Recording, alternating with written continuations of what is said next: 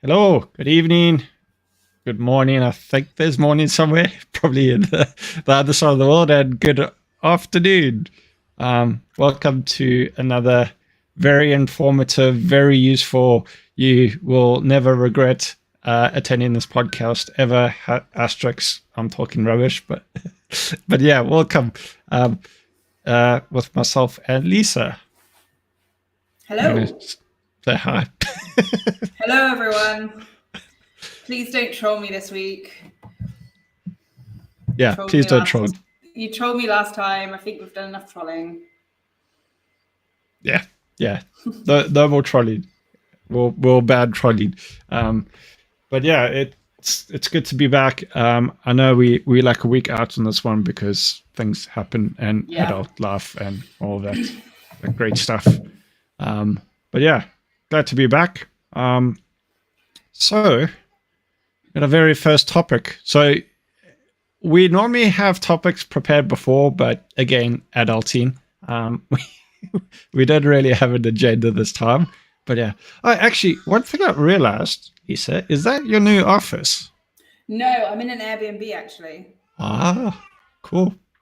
Nice. I escaped for the weekend, so I'm coming to you. I took a big risk and was messaging the person being like, please say the Wi-Fi's okay because I've got to do this thing at 8. Like, it can't be crap. And it's not crap, so it's fine. Well, I say that now. We'll reserve judgment till the end, but yeah, that definitely RT. You don't say things till the end. No.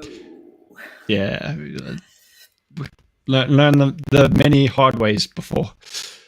So yeah, that's cool. So you were in a B&B. Well, hope you have a great weekend. Yeah. Any exciting plans for the weekend? No, I'm actually just going to climb and I'm going to read some books and just drink some wine, I think, and just chill and relax a little bit for a couple of days and hope that makes me feel refreshed and revitalized to fight cybercrime once more. Yeah, I'll try that. It doesn't work. But hey, maybe it'll work. Longer than a weekend. You need longer than a weekend yes. to have that much enthusiasm for cybersecurity again. Like a year. Yes. So a year with no social media, which brings us on to our first point. Yes, the very first point. So why don't you take it away?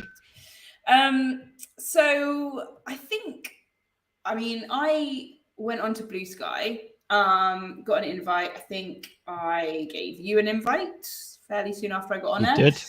Very lucky. So thank you. We've had the opportunity to explore it and test it out. And for those of you who haven't been on it yet, I would say it's quite buggy still. I mean, it is obviously pre-release essentially, so we have to kind of be a little bit kind with what our expectations are for something that's not been publicly released. Almost identical Twitter UI, I would say. Pretty much in terms of appearance, I would say it's almost like for like, bar a few changes. But I think the more interesting thing is at the moment, it's quite sedate and it's quite manageable, and the trolling is very low and the content is reasonable, and it's quite customizable, and I'm quite enjoying it. However, a lot of people have made the wrong jump and said, well, that's because it's better than Twitter, or that's because it's better than Mastodon. And I think that's actually incorrect. I think the reason for it is that currently we haven't reached that critical mass of people where you start to see that thing. And I think it will have the same problems. But I think what's really interesting is it potentially gives us an opportunity to reevaluate, I suppose, what we want from social media and what we want to get out of a platform, as opposed to this is just how the platform is, so you have to kind of suck it up and deal with it. Yeah, I'm going to say something maybe a bit controversial. My experience with Blue Sky hasn't been as positive. Not because of trolling, not because of bad experiences, but because of lack of experiences. Like my interactions is like tumbleweeds. maybe because I'm not special, which I'm not. But so when everyone did the jump to Mastodon, there was a massive kind of new vibe, like old school vibe of the Hacker Days, IRC, and all of that, and it was really exciting, really cool. That obviously died down, but I didn't see the same thing happen with Blue Sky, and maybe that's because there's limited people. And that goes more to my point, where I always believe it's not the tech that's the problem. Like Twitter as a platform is a really great platform. Mastodon, even with all its quirks, if you can tweak it and do it, and there's like quite a few cool things. Like I was just telling Lisa before we joined, there's like Elk that changes the web interface, Avery, which is your web app. It's a pretty pleasant experience. So the tech's there. It's just the people, and I've always thought of it as a people problem. Even with the worst UI in that, is if the people are having great conversations in that, you put up with the crappy UI and the crappy user experience. You could have the best UI and have a absolute awful time when you're getting trolled and hated upon. Oh, and then you've got Instagram that has a crap UI and a crap experience. Again, but I have probably get away with a lot of the pain that you probably face. So yeah, it's just it's going to be interesting to see where it goes, because invites will hopefully happen. And yeah, please don't ask too much for invites, because I'd love to give many, but I'm selling mine on eBay for $400. You're only doing 400. I'm doing 600. Believe it or not, people are actually doing that. I'm joking. The way I'm dealing with it is people who ask me, I treat it like a queue. So whoever asks me first, I'll give them, and then the next and the next. Yeah, totally. Yeah, and I think I sort of feel like it's actually quite a wise way to do it, to weed out the problems with the platform and work out how it's going to operate. And I think a lot of the problems Mastodon actually ended up facing in that initial Twitter exodus could have been avoided if you'd staged the migration. Because I think part of the problem actually was that it just became a bit of a free-for-all, and you didn't actually have the things in place to manage it. And like you said, you and I said this on our very first episode back in November or something, where we talked about how, really the problem just migrates from platform to platform. I mean, it's not like, yes, Twitter has problems, but most of those problems are replicated on Facebook and Instagram and LinkedIn and Mastodon, and they will be on Blue Sky ultimately. It's not going to be immune from those problems. So I think that's why it's important to look at these platforms as like, well, what do we actually want to get out of it? And maybe the InfoSec community needs to have a discussion about what is it that we want social media for? Is it to have fun and, make jokes and just mess around? Or is it for intel sharing? Or is it for, what is it that we want from a platform? Yeah, that's totally valid. And I think one of the other thing that people don't quite realize yet with Blue Sky, it's not so much the social media app, it's their protocol that they're showcasing there, the AT protocol. So who knows where that's going to go. It's going to be pretty interesting to see how far that goes. And that, I think, is a lot more different than Mastodon, where Mastodon is still very much federated social media platform, where with Blue Sky, it's the actual protocol that's the important bit. So yeah, it'll be interesting to see where it goes. I think it might have a lot of success as well, because it's so similar to Twitter. So one of the things that I think for me really stood in the way of me really launching into Mastodon properly was that it came at a time when I was super busy. I was off to Japan, and I was just like, I don't have time to learn how to use this platform. I don't have time to learn that. So I didn't bother. And then by the time I came back from Japan, people had sort of, the craze had died off a little bit. And so we stuck with Twitter just purely because it's frictionless. I know how to use it. And I know how to interact. And what's nice about Blue Sky is that it's basically Twitter, right? Like the interface is the same. So, or similar, in case we get sued by Blue Sky for claiming that they're stealing Twitter's interface or whatever. But yeah, I think that will lend to its success, I think, ultimately, because there will be that, oh, I know how to use this. I don't need to learn a new platform. Yep, definitely. So there's one question from Gerard. Do you think Blue Sky will reach the critical mass before Mastodon due to similar to Twitter? I guess that must Exodus. Yeah, I think it will.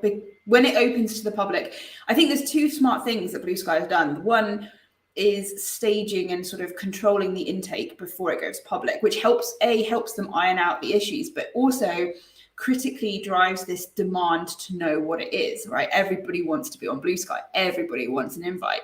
So when in the next stage they release more and more and more invites, which is how they're going to do it, people will want to go. It will be desirable. So I think that's quite a smart marketing ploy, as well as it being having a functional utility as well. But I think because it's so easy to use, it is the biggest danger to Twitter. I think it's a far greater danger to Twitter than Mastodon will ever be, because there's a lot of people who just, I'm a relatively technical person and I can't be bothered to learn what is relatively simple for my level of technical knowledge and intelligence. So how the hell are you going to expect normal people to really gravitate to it? They're not going to do that, are they? So I think that is useful. Yeah, I think the other thing with Mastodon that put people off as well was, I'm just trying to pick my words carefully, is how quickly people got shut down when they raised any sort of vague criticism of the app, like, oh, you can't do quote tweets, for example, and it was like you just kicked someone's dog saying that, like, how dare you say that?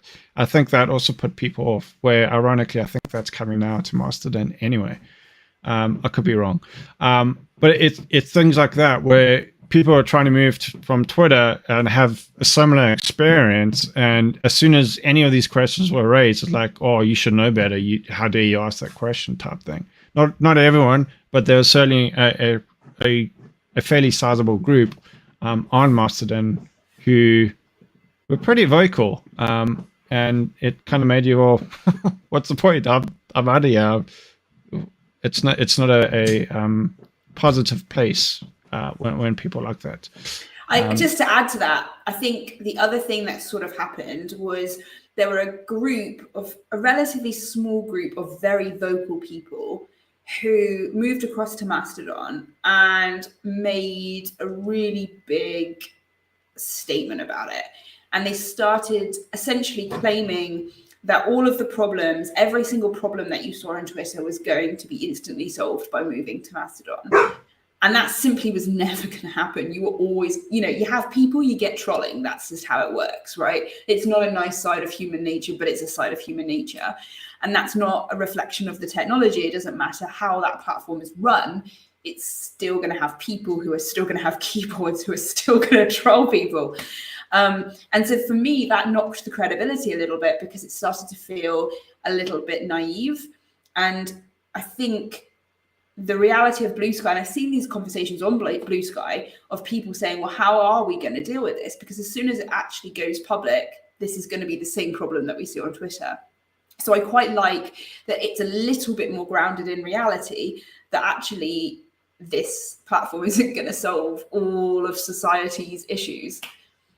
Yeah, I completely agree. It's difficult, and I see arguments for both sides, and it just doesn't work well. And as Mark said, if the tech is good, the people will come. The downside is the people, including ourselves. Yep. And then oh my gosh, I'm bad with pronouncing names. Sorry, I apologize. I don't know if you can say that name. I'm just going to say Feli. There we go. I apologize if I screwed up. I will screw it up. The experience is people, again, totally agree. And then one from Raf. Honestly, you don't think any platform can dethrone Twitter unless there's a big unexpected things poops up, even Blue Sky with is all the hype. Yeah, completely agree because it's so ingrained to things. Twitter's, for lack of a better term, too big to fail almost. Maybe it will eventually fail over the years, but it's not certainly going to be like people are predicting like 6 months time where it's just going to suddenly end. Yeah. Well, people were saying January, weren't they? I mean, back in November when we did the podcast, they were saying it would be done by the new year, and it's not. And I think on a day-to-day basis, I mean, I just for full transparency, I'm not a fan of Elon Musk, and I'm definitely not a fan of how he's conducted himself with the running of Twitter. But on a day-to-day basis, it's not largely different. There are differences for sure. There are things that are different. There are things I don't agree with. But from a day-to-day perspective as a user, there's not a lot of difference. I don't notice a big change pre-Elon, post-Elon. And I think because of that, for the most part, everyone hates Elon. We all agree this is ridiculous.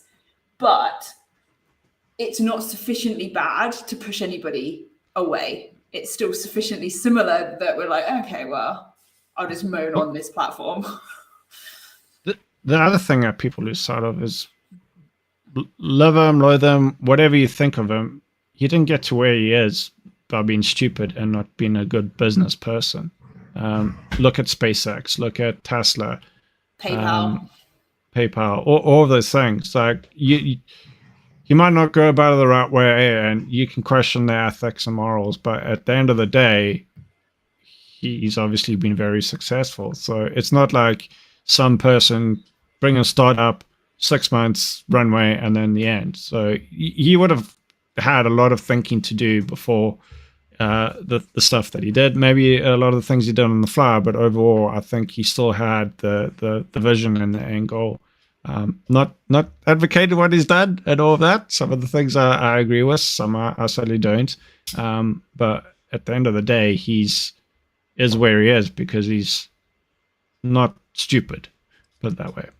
I think you mean Lehman Brothers, Mike, not Goldman Sachs. In the chat, He just said Goldman Sachs was too big to fail. I think you mean Lehman Brothers was too big to fail. Yeah. But it's certainly interesting times, but we'll see where it ends up. Yeah. I mean, I think what's cool is that there is innovation happening, and that's positive because that's how change actually will happen eventually. Speaking of change, let's talk AI. But wait, when were we going to go in the metaverse? I thought the metaverse was going to solve everything. I mean, it still might. I'm still desperately thinking it might come for a massive comeback. Yeah, those 13 people are still lingering to like. That's the funniest thing, right? Elon Musk made this big statement. Everyone's like vilifying him, and nobody is looking at Zuckerberg at all, who just spanked however many billion on a project that had 30 users or something like that. It was ridiculous. Yeah, that was great. But anyway, AI.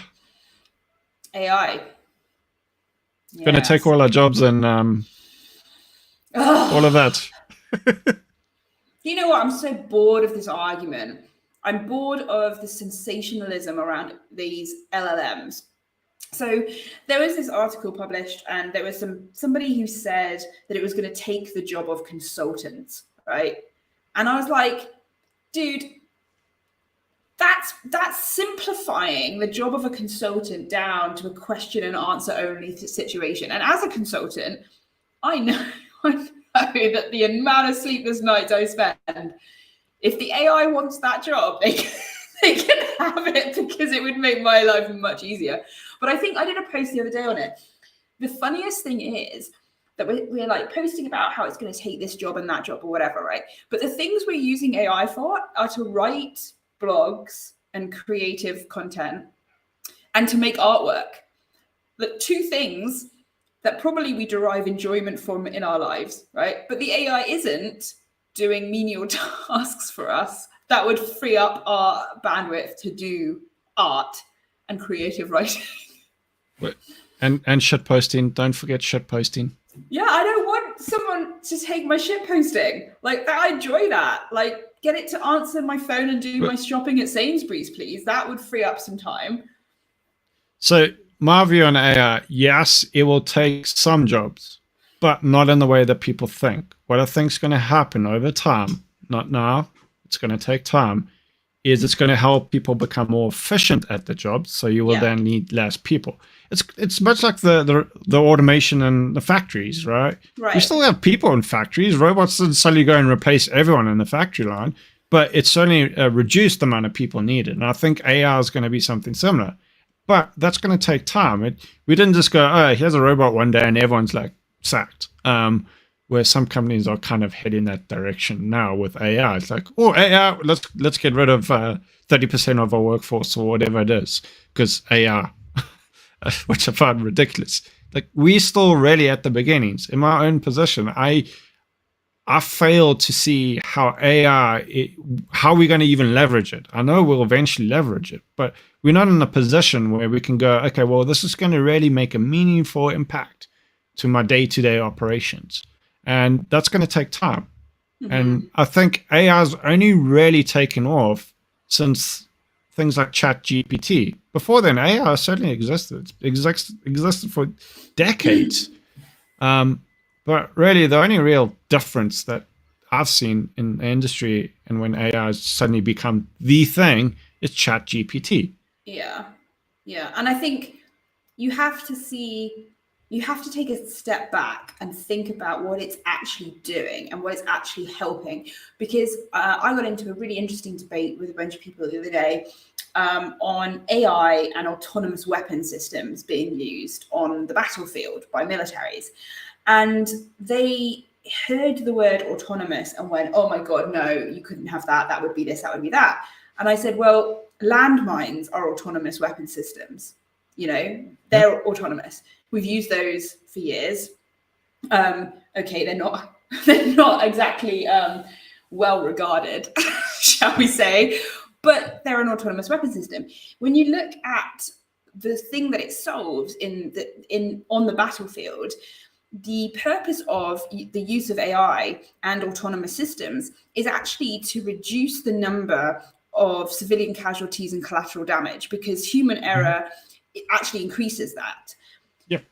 So if you're reducing that, and if it does do that, and I'm putting if in there deliberately because I'm not 100% sure, and I'm certainly not a military strategist, if it does reduce that, then it's a positive effect on how we deal with war. You can't say, well, we shouldn't be conducting wars full stop, because that's completely unrealistic.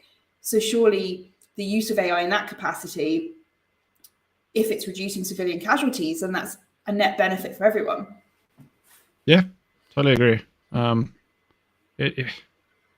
think where we have a problem is people think it's black and white. There's no kind of gray area, and it's like a lot of things. Like it's either going to do this or it's going to do this. It's not going to kind of make people more efficient, so not take their jobs, but maybe reduce the amount of people required. Yeah. Things thinking like, it's not going to take people's jobs, or it's going to take people's jobs. There's no in between in many of these arguments, which in reality is not going to happen. So, yeah, I entirely agree, and even so. Kind of switching a little bit, but still keeping it in the AI world is the security kind of concerns around AI. So Samsung was one of the biggest names that banned ChatGPT for their internal staff using ChatGPT. So what are your thoughts on that? I think the concerns are no more great from a security perspective than they would be for any website, in my opinion, or social media site. However, I do think that human beings can very quickly develop an over-reliance on something that makes their life frictionless. And they stop critically thinking, and they stop evaluating and making sure what they're about to write is correct, and I guess as relatively unbiased as possible and non-offensive, and so on and so forth. And they just default to copy and pasting because that's the nature of what human beings do. So I think the danger is less actually about security any more than it is for other websites, and it's more about I would have thought like the spread of disinformation, the corruption of information, of impartial information that we consume, and I guess also then, to sort of get a little bit more existential here, the sort of, I guess, the impairment of free critical thinking skills that, if you don't use it, you lose it kind of attitude. Yeah, totally agree. There was something I was going to say. I forgot. Damn it. Just reading through some of the comments. So Fairly also said, like, basically along the lines of AI can be a good way of like sanity checking grammar mistakes and coding mistakes. Yep. I don't know if AI would be specific to that. I think it's more useful than that. They're like syntax highlighters and checkers and all that we've had prior to AI. So things like Grammarly and that, I don't think uses or used AI, but I could be wrong. And then Mark also mentioning that AI is everything. So for those who aren't aware, which I'm sure many of you are aware, there's a difference between AI and machine learning. AI is more if-else statements based, where machine learning uses models, which is where you hear that LLM. And that's why machine learning is far more useful than AI. AI is just if-else. It's nothing intelligent about it, ironically. Mm-hmm. The intelligence is from the machine learning. That's where you have your models and training and that. And one of the things, I now remembered, one of the things I worry from a security point of view, you kind of touched on this, is how accurate things are. But what if an attacker is able to manipulate those models? Then that can do real harm, because now they've changed the entire intelligence of the system. Yeah, no, I agree. And I think, my concern is less from a security perspective and more from a kind of freedom of information perspective, I suppose. Yeah, because they're not accurate. I mean, someone put in, I forgot it was ChatGPT or Google Bard, who spoke at Security this year. And apparently Troy Hunt and Kevin Mitnick and a few other big names were there. Must have missed them. I didn't see them there. That's the problem, though. I mean, I think the good thing, Bard does have some advantages over ChatGPT, in my opinion. And I've done a LinkedIn post where I compare them, I run them against it. In fact, you helped me with the tests, didn't you? And Bard got very sassy with us. Yeah. Basically, I'm stupid. Yeah, basically, we're stupid. Ask me something better. So, yeah, you can go check out that LinkedIn post for a more thorough description of it. But I do think Bard has some advantages just because of what it can link into, which ChatGPT doesn't have. But again, I would probably be urging people to take it with a pinch of salt. But then this is also, I was thinking this the other day, when I was at university, just after I graduated, Wikipedia came out. And that shows my age a little bit.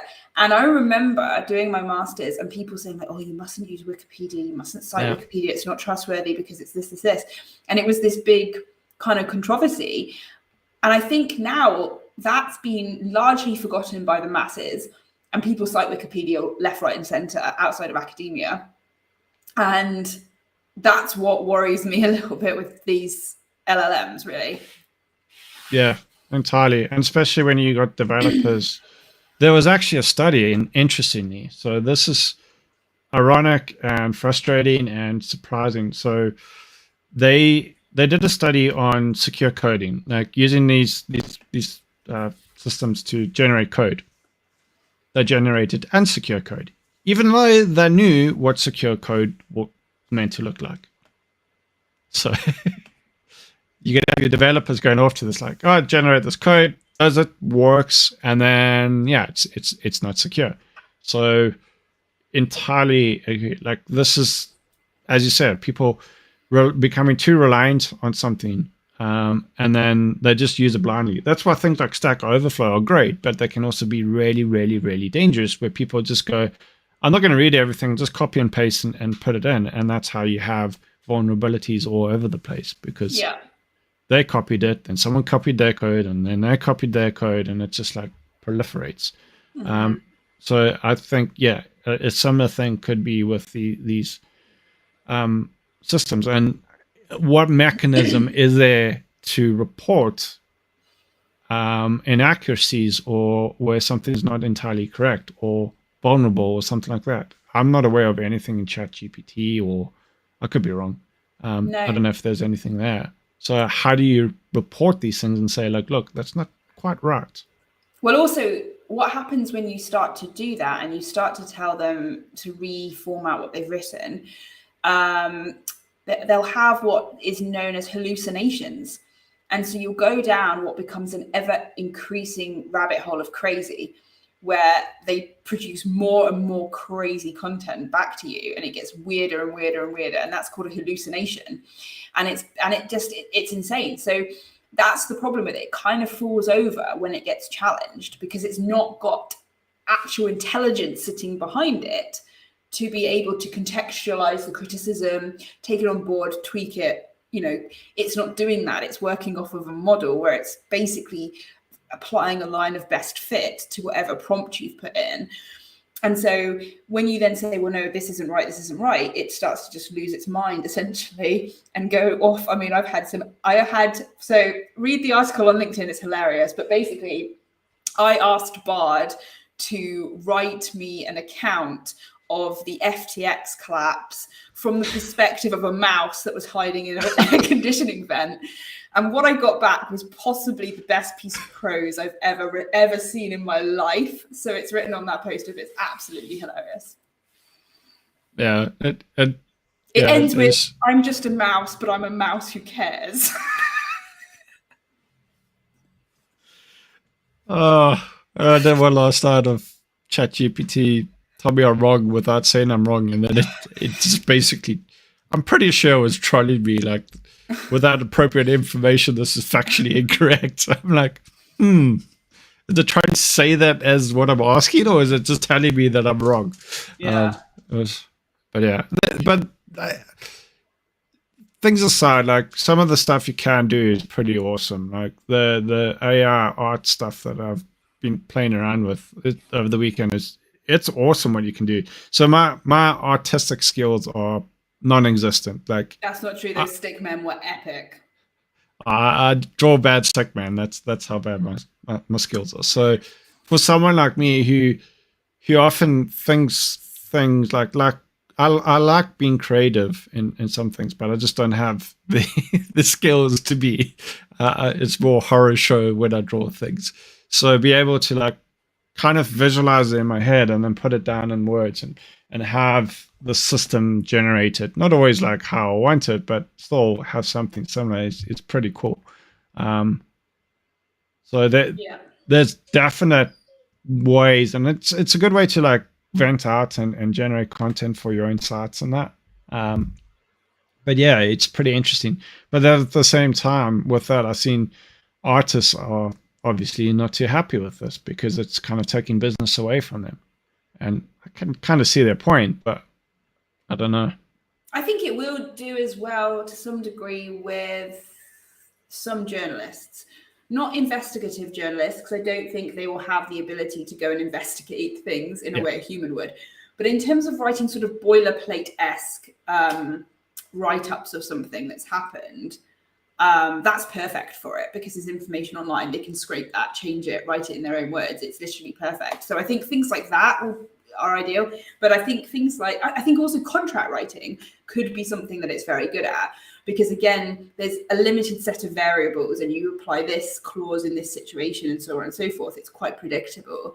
There's not a lot of creativity that has to go into it. But then when someone says, oh, I think it will replace consultants, I was like,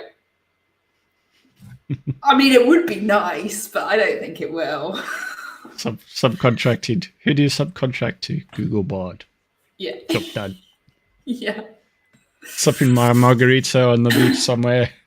Who was Oh, your last audit done stuff. by? Oh, ChatGPT did the audit this year. Right. Okay. Great. Yeah. Wow. I'm sure auditors would absolutely be thrilled to hear that. But maybe they would. I think they probably would, actually, to be honest. Definitely more time to have wine for sure. But yeah, I don't think that's happening. Interesting. All right. So yeah, that's a. I have one more topic that I want to bring up. Yeah. Before you do, if you have any like wild idea, crazy thoughts, or that you've seen AR being used for, put them in the comments. I'm really interested to see if anyone's seen like some crazy AR thing. But yeah, what's the other topic? The other topic that I think is important to talk about this week is the Uber judgment that came out. So Uber obviously had the little incident that wasn't an incident, but then it was an incident, and they didn't pay the attackers. What? They did a bug bounty, but it wasn't really a bug bounty. They were sort of paying the attackers. That scenario. You mean that CEO had a massive broom and a massive carpet, and then just did this? Yeah, with the carpet. Yeah. I mean, it was just spring cleaning. It was nothing to see here. So I think the security officer, everyone thought he was going to go to jail. He did not get a jail sentence. He got I think a suspended sentence or a probationary sentence. I can't remember which one it was. And people, I hate to go here because this is always how I start everything, but people on Twitter went absolutely mental about this and were like, oh, this is a big warning to all CISOs out there. And I'm like, you see, I don't think it is, because in my experience, looking at what they did at Uber, which was incredibly criminal and obviously criminal, right? There was no gray zone. It was totally in the black. Yep. I haven't personally met a single CISO, CIO, even CEO, CFO who would go, yeah, let's do it this way. They've obviously wanted to keep as much private as they possibly can. And I actually agree with that strategy. But they've always acknowledged that, oh, okay, we're going to have to say something. We're going to have to be honest. We're going to have to tell our regulators. So I don't think it actually is a warning to anybody, because that would be implying that all these CISOs are sitting here thinking like, okay, so how can we pay the ransom and cover it up as like a Tesco's loan? Like, they're not doing that. That's not how they're operating. So it's not a warning to anyone. It's an outlier case that, yes, was really bad, but I don't think it's really this great warning to us all. Anyway, that was my rant. My view is, I put a tweet out on this, is like, it sets the wrong precedent. That recent ruling where they got let off. Like, what's the incentive to do the right thing? You go, okay, yeah, I might go to court, get away with it, and life goes on. Like, there's nothing. And this is the thing that always really grinds me, is everyone thinks about the company or the CISO and that. Those aren't the people that are affected. It's the users. Go look at Equifax. They got a $1 check. Wow. And they were the ones that had their details compromised. Go look at I forgot what it was in Australia, where people had to stand hours in a queue through no fault of their own. What compensation did they get? Nothing. Yeah. And then Capita, the CISOs. Look at Capita, lied. I mean, the comms statements that were put out by Capita in those 5 days were basically like reading a Roald Dahl book, to be honest. It was absolutely bonkers. And nothing will come from that. People don't get a jail. I mean, look at some of the worst things that have happened in society that have even caused deaths. People don't go to jail. Directors very rarely go to jail. Name me one executive that's gone to jail because of a breach. I don't think anybody. I mean, I know that some of the execs from Enron did, but it was a completely different situation and very...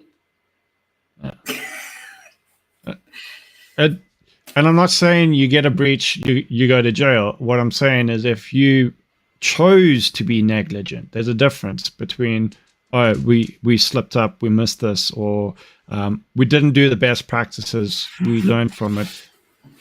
versus I intentionally choose to not do the right thing because we're going to save X amount or whatever. That is the difference. And that's where you need to be held accountable.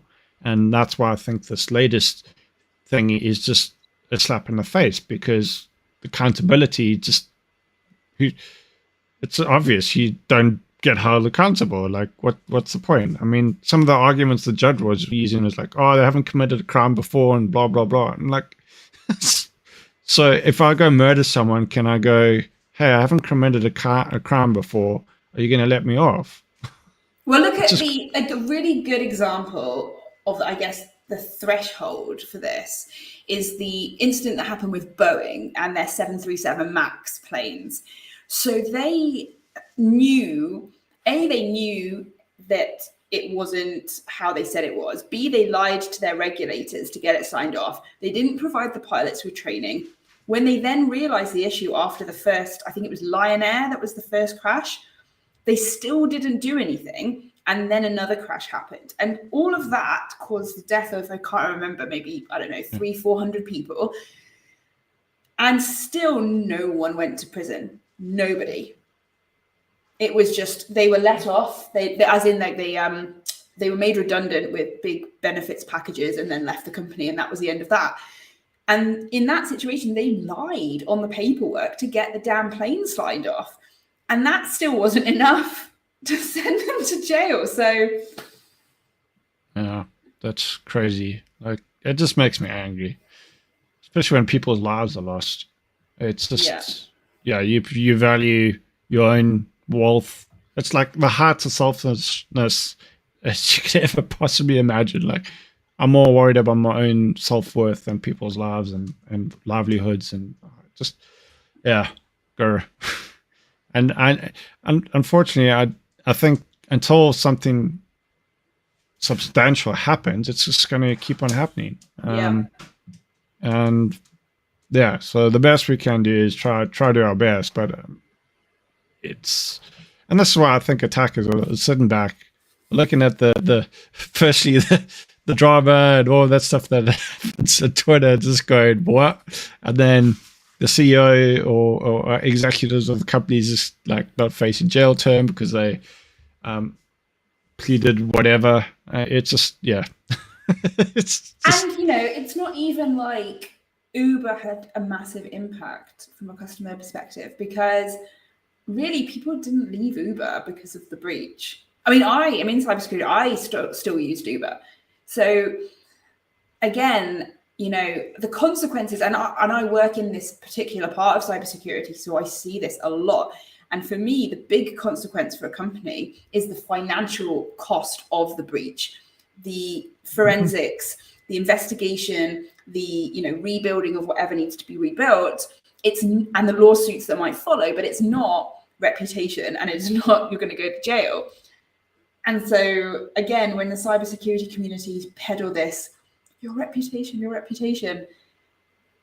have no data points to show that actually there's any real lasting reputational damage, bar say 6 to 8 months maybe, where you're dealing with getting things back online. I'll say there's a caveat to this. Your reputation will take a hammering. So it depends on the company how much cash flow they have to ride out that initial onset of that damage to reputation.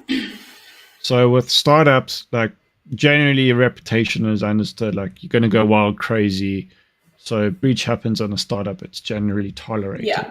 Large organizations have more than enough runway to run those couple weeks, months, whatever it takes to get over that initial hurdle. It's the companies that don't that then subsequently fold because they don't have the capital to weather that storm. And the brand loyalty, because like people don't leave Adobe, and Adobe was breached. You know what I mean? So it's like, because where are you going to go?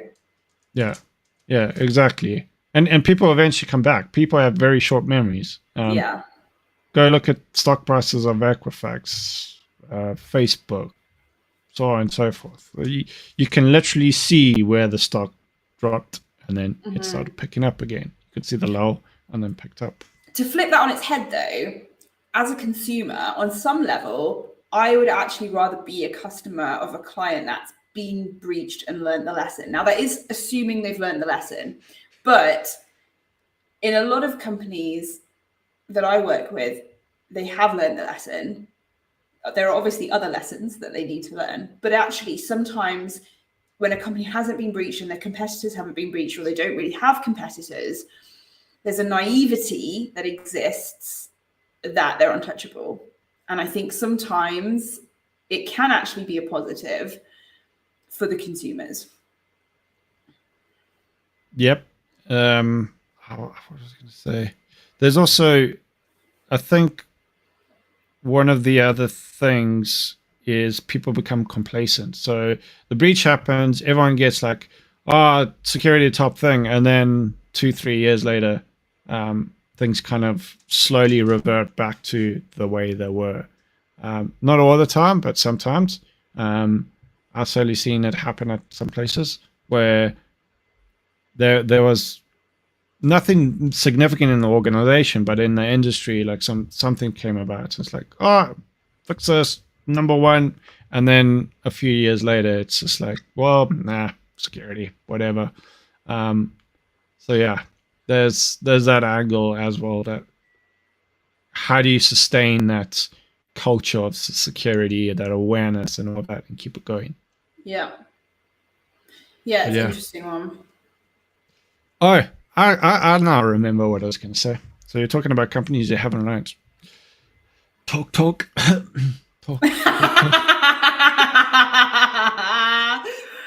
Yes. Mm-hmm. So, who wants to guess how many times they've had a breach this year? This year, 2023? More than one? Oh, I'm going to go... I can't be more than two. Two breaches. No, two in 2020. Okay. I was going to say, wow, that is like really, if it's more than two, I think there's some firings that need to happen at Talk. Yeah, it would. But two since 2020, in 2023. Mike said 4. It's only May, Mike. That's 1 month. 1 month, great.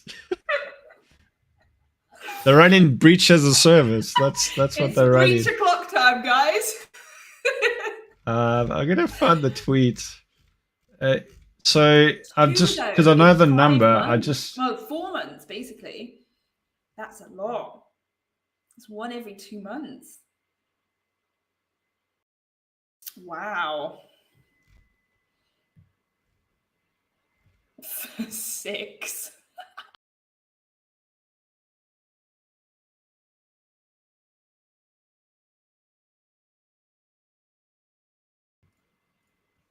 We seem to have a slight glitch there. I don't know what happened there. Sorry about that. I don't know. I got kicked out temporarily. Yeah, that was weird. It has been a long year, Mike. You're right. It doesn't feel like May. It feels like September. There we go. I got it. So it's the second one this year and the 7th breach, I think, since 2018. Dudes. I mean, on the other hand, their incident response playbooks are probably shit hot. One would hope so. We know how to spot these IOCs now. One would hope so, but yeah. Yeah. So there is a... I guess the questions would be, have they changed the security team much? Is it still the security team that's been there? Because if not, I'm thinking maybe a little bit of a shake-up might be in order. I guess also, are they being specifically targeted in some capacity would be my other question. But it seems very high. It seems insanely high to me. Yeah, it's like becoming a running joke now. And when your company's a running joke, it's going to be pretty hard to fix that. I think the latest one is pretty limited in terms of exposure. But it's still another incident. So it's not great on them. Yeah. No. And I think the other thing that links into this that always irritates me or makes me laugh actually now, but it used to irritate me, we're cybersecurity professionals who bang on about like, oh, the ICO war, the ICO is going to be involved. And it's like, if you look at what the ICO's done, for breaches, I'm going to be candid here. To be honest, it's a joke. I mean, British Airways was it got to have been an April Fool's, because they managed to negotiate their lawyers. I mean, kudos to British Airways. Their lawyers were amazing. They negotiated an 80% discount or something, didn't they, to the fine, which they then had 5 years to pay. And in that 5 years, COVID hit, and they got more than that money in stimulus payments from the government. So have net profited from the situation.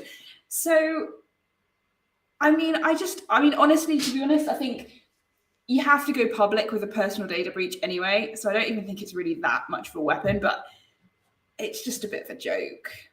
So what you're saying is we set up a company, intentionally get breached, and we can make money. You just need a couple of very talented lawyers on staff. Okay. I'm not one of those. But yeah, it is very true. I haven't had an 80% discount on anything. Anything I've bought, I've never had 80%. So, I mean, yeah, great. Good job, British Airways. I remember the time everyone was going on when what it was the intention to fine or whatever. It wasn't that the official fine. It was like we're going to intend to fine them whatever the amount was, and everyone's going, yeah, this is great. And I'm like, hold on. It's not set yet. Wait till they actually get the fine, and lo and behold, you can tell I'm a very optimistic person. But this is the case with fines. I mean, what people don't realize is these companies, if they're smart, they are edging their bets a little bit with this, and they're putting some money aside for being fined. The financial services sectors do that with fraud all the time because they know they're going to be hit with fines. So you put this money aside, kind of like a P&I club, or almost of that kind of sort of rainy day money. And, someone fined TikTok the other day, and it was like, I can't remember what it was. It was like 1.6 million or something. And you're like, 1.6 million to TikTok? Like, and people are like, what a fine. I'm like, it's a fine. That would be a hell of a fine to an individual. That's not a hell of a fine to the biggest social media platform in the world. Yep. Which is why I had a higher hopes for GDPR, because I was now working on percentages. But yeah, that's not played out how we envisaged. But anyway. InfoSec 747, Raf has just put, it's coming. Yeah. I just need to figure out, I know how much I need to raise to buy the 747. The complicating factor isn't buying it. The complicating factor is where the hell do you store it? Which is a massive problem because it's basically like 4 stories high, so it's bigger than a house. Its wingspan is like absolutely ginormous. And then it's got 4 massive Rolls-Royce engines on it, all of which cause problems from a planning perspective. Find a field somewhere. Yeah, I don't know. It's not an easy problem solve. Let's just put it that way. There's the logistics of getting it there as well. You can't exactly just go fly it in, because I don't even know how you would do that. Yeah, like truck it in. And then once it's there, I mean, the thing must weigh, I don't know, a couple 100 tons. So then what happens? It's in your garden. I mean, you can't move it. It's kind of there for life. A 747 is for life, not just for Christmas. Indeed. So if you have solutions to this, put them in the chat along with your AI ideas. Maybe it's something to ask ChatGPT. How do you put a 747 in your garden? Yeah. How big would your garden have to be for a 747 to go into it? So there's one thing I realize we're coming up on time, but I think it's worth just covering briefly is, so Google have now implemented passkeys for authentication. So I don't know if you've had a chance to look at that or try that out. Not yet. Or if you're even aware, or if people are aware of how passkeys work and how they're different from passwords and YubiKeys and all that kind of stuff. And anyone? No. So everyone goes along. It's passwordless. It's going to end passwords. The most ironic thing I found with that is when they say passwords are dead, I go to Google, it asks me to enter a password to enable passkey. I'm like, yeah, passwords are dead. But the point of it is something like your iPhone becomes a key.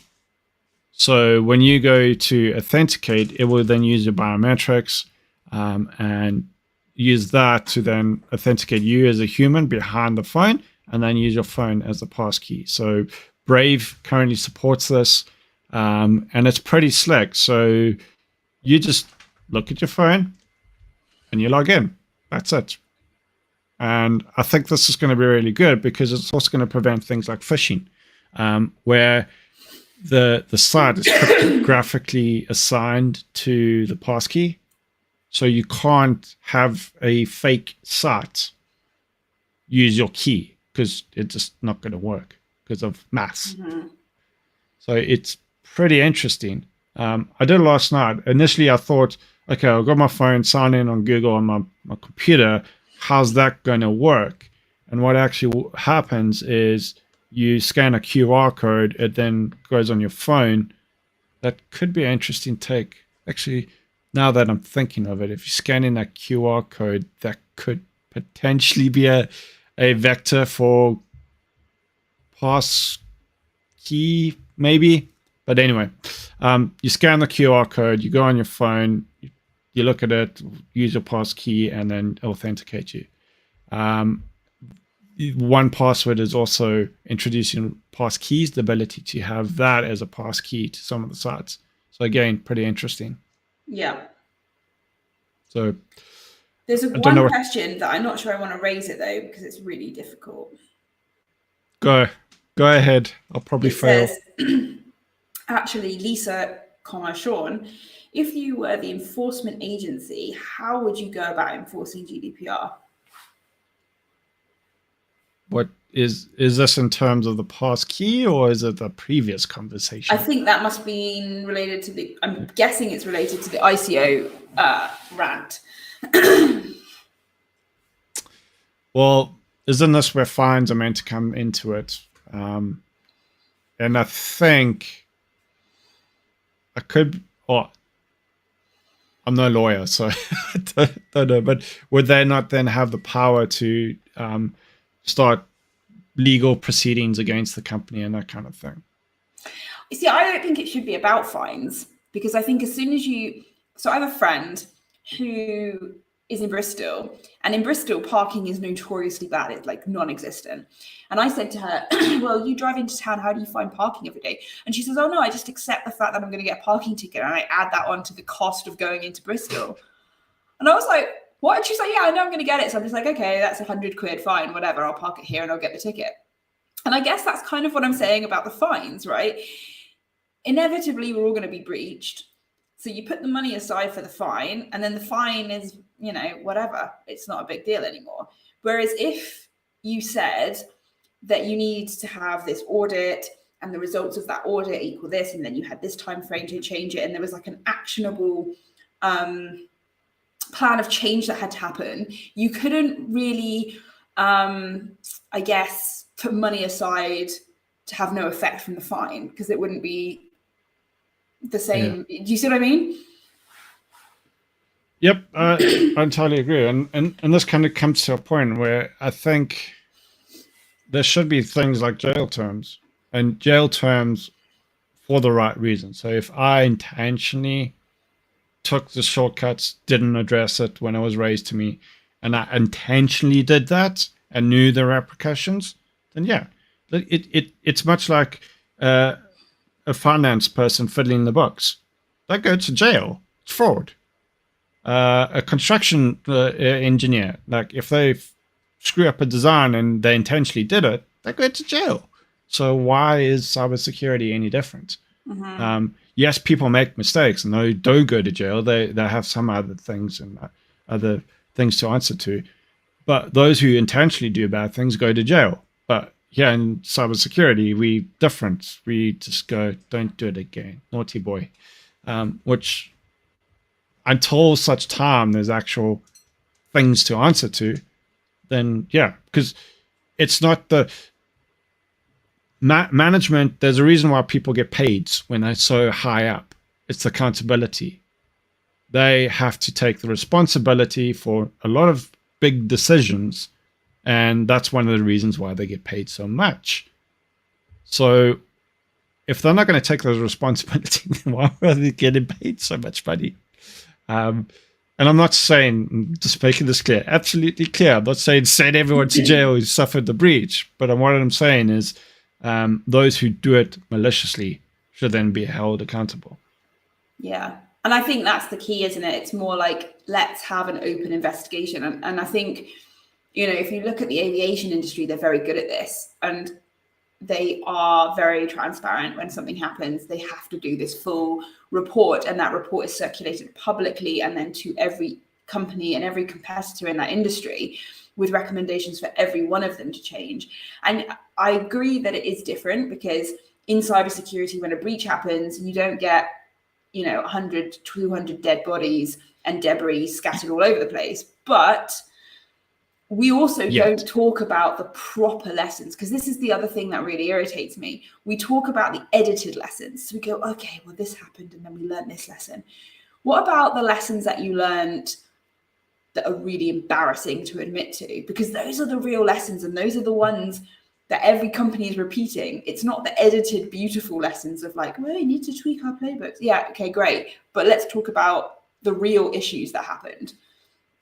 Yeah, and just to the point of people losing their lives, we haven't had that yet. I think it's only going to be a matter of time until it unfortunately happens. We've already had some instances where people have lost their lives because of things like ransomware and that. Not directly, but as a result of the security incident, it's happened. And if we're now looking to do things like AI and all of that stuff more and more in our daily lives, then I think the chances of someone or a substantial number of people losing their lives is probably higher than ever before. Probably down the road, I'm not going to say it's going to happen tomorrow, but I think there's definitely going to be a time where, unless we do something about it, it's going to become a real problem. The other thing I want to say is those fines to the fines of the companies, it's not their money. They don't care. It's a company's money. So again, the responsibility, accountability, it's like easy. Oh, it's not my money. Go pay for it. I'm not going to be liable for that. Yeah. Change that, whether it's something they have to be liable for, then it's a bit of a different story. Yeah. And I think that's, if you put it into your own perspective and you say, in the next 3 years, everybody on this webinar, everyone on this podcast will get a parking fine, and that parking fine will be about 200 euros, right? So if you then knew that, you go, well, I'll put 20 euros aside every month, 50 euros aside. I'll have the 200 euros. When it happens, it's not really going to sting me because I've got it in a little pot. And that's essentially what we're saying. And that's why it doesn't really have much of an effect, because these fines are so low and they've already kind of put it aside. So. And let me guess, does your friend drink and drive? I don't think so. Right. Do the speed. Because the incentive there, or the disincentive, right? Yeah. Disincentive is you could go to jail, right. You lose your license, using your phone, speeding, using your phone in the car. Yeah, exactly. That there's a real consequence that's not £200. There's a consequence that's a huge consequence on your life. Yeah, exactly. So now, and it's kind of the point where it's now starting to make a real difference to you as a person. There's some accountability. There's a real impact. And I think until we have that, we'll face the same problems. And again, first time, it's a minority of leaders out there. I know most leaders want to do the right thing. They do, they care. So it's not saying like all CISOs are the same. They're not worried. Like most CISOs want to do the right thing. Unfortunately, it's the typical case of a minority ruin it for the many. So just making that clear. We don't have to get CISOs. I think also, like, the one thing that we don't really know about the Uber case, for example, is what the culture was like from the top down. Yeah. Because it could well be, and we wouldn't know this, how much pressure was that security officer under to do what he did? Did he do it completely by himself because this was his idea? Or was there this culture of doing that kind of thing? Yeah. Do you know what I mean? It's a slightly different level of culpability, in my opinion. Yeah, entirely agree. But yeah.